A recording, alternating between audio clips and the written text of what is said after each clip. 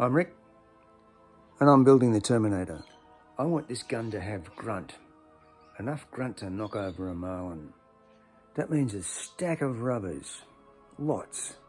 But if you've got lots of rubbers, you've got to have a place to fit them. And there's only so much room around a speargun stock.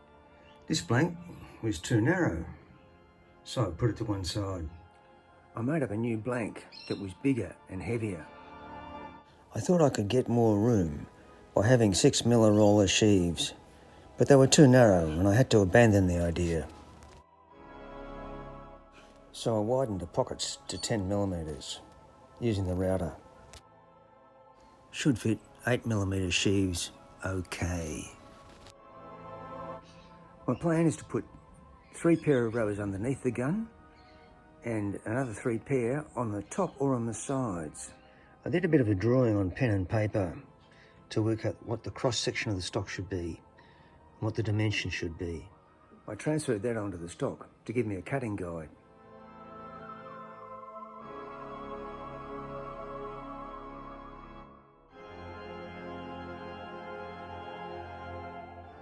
The next step was to start to remove the unwanted timber, which wasn't quite as easy as I thought. I got out my trusty power plane and applied it. The silver top ash that I'd used is bloody hard stuff, and I had to work damn hard to take down that timber.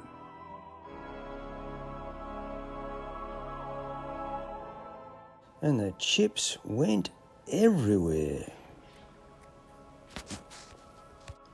Even in my toolbox. Next time, if there is a next time, I might try and do it by cutting it on the saw bench rather than using the power plane. I didn't get it all off, but it gives you some idea of how it's going to look when it's done properly. I also took the opportunity to taper a bit of a waste in just above the handle. I used a bandsaw to remove a bit of wood.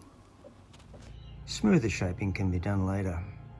The stock's so big and heavy, it's hard using the bandsaw. It'd probably be easier to use a small saw cutting the stock rather than trying to manoeuvre the stock through the saw. I drilled a hole for the front roller spindle.